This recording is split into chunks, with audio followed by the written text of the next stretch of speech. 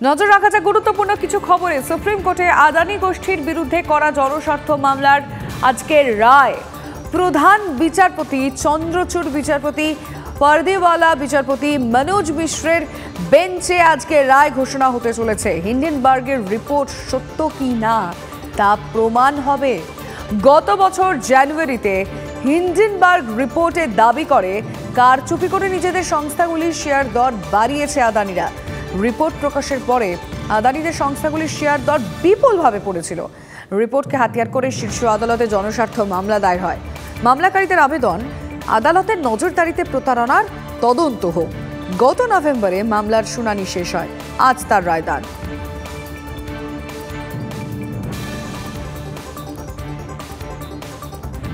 আরও চাপে লোকসভায় বহিষ্কৃত তৃণমূল সাংসদ মহুয়া মৈত্র। এবার ফোনে মহুয়ার বিরুদ্ধে নজরদারির অভিযোগ তার প্রাক্তন বন্ধু জয় আনন্দ দেহাদ্রাইয়ের। সিবিআই এর দ্বারস্থ মহুয়ার প্রাক্তন বন্ধু রাজ্য পুলিশের কয়েকজন শীর্ষ কর্তার সঙ্গে ষড়যন্ত্র করে তার ব্যক্তিগত গতিবিধির ওপর নজরদারির অভিযোগ জয় আনন্দ দেহাদ্রাইয়ের। অভিযোগকে কটাক্ষ করে এক্স হ্যান্ডেলে কেন্দ্রকে খোঁচা মহুয়ার। তাকে বারবার অপদস্থ করার চেষ্টা চলছে বলে অভিযোগ মহুয়ার।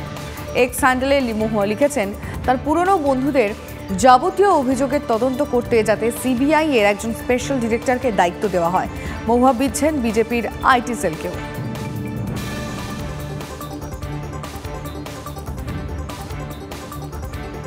স্কুলের মাঠের একাংশে জুতোর দোকান ভাড়া দেওয়া নিয়ে বিতর্ক। ঘাটাল বিদ্যাসাগর উচ্চ বিদ্যালয়ে মাঠ ভাড়া দেওয়ার অভিযোগ। মাঠ ভাড়া দেওয়া নিয়ে আপত্তি স্থানীয়দের ও পড়ুয়াদের। এসডিও পুরসভা স্কুল কর্তৃপক্ষের কাছে অভিযোগ দায়ের। স্কুলের উন্নয়নের স্বার্থে মাঠের একাংশ ভাড়া দাবি স্কুল কর্তৃপক্ষের।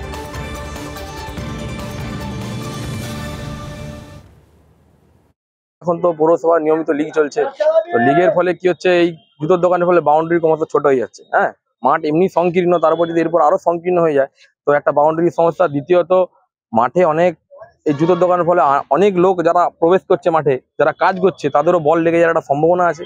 হ্যাঁ, আর হচ্ছে তারপর তো মাঠের এমনি পরিবেশ খুব নষ্ট হচ্ছে, জুতো পুতো নিয়ে মাঠের নোংরা আবর্জনা এসব হচ্ছে।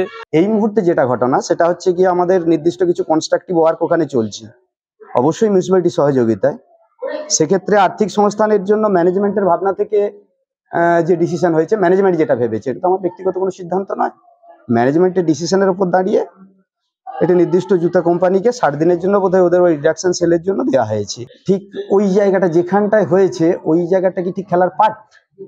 সেটা তো মিনি ইনডোর যেখানে আছে সেটাও তো একই পার্টেই আছে, অত প্যারাল আছে মিনি ইনডোরে।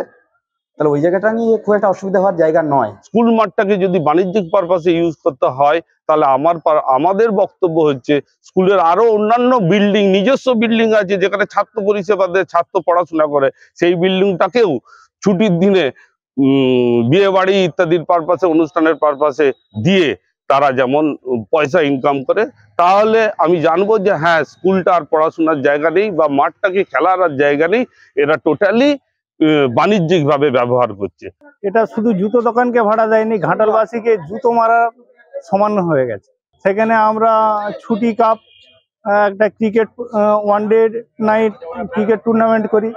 ঘাটাল ওয়েলফেয়ার অ্যাসোসিয়েশন তারা একটা ডে নাইট ফুটবল অর্গানাইজ করে। এই সমস্ত টুর্নামেন্ট মানে সুষ্ঠুভাবে করতে খুবই অসুবিধার সম্মুখীন হতে হবে আমাদের। আমরা মহকুমা শাসকের কাছে দপ্তরে এসেছিলাম, সেখানে আমরা আমাদের সমস্যার কথা জানালাম যে খেলার সুষ্ঠু পরিবেশ ক্রমশ হারিয়ে যাচ্ছে।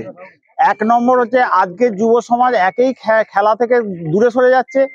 তবুও যেটুকু আমরা চেষ্টা করে যেটুকু ছেলেমেয়েরা খেলাধুলা করছি, তাতে যদি আজকে মাঠ যদি না থাকে, খেলার যদি ব্যবস্থা না থাকে, তাহলে তারা খেলবে কোথায়?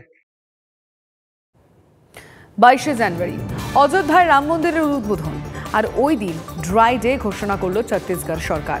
গোটা রাজ্যে ওই দিন বিক্রি হবে না মদ, মাংস।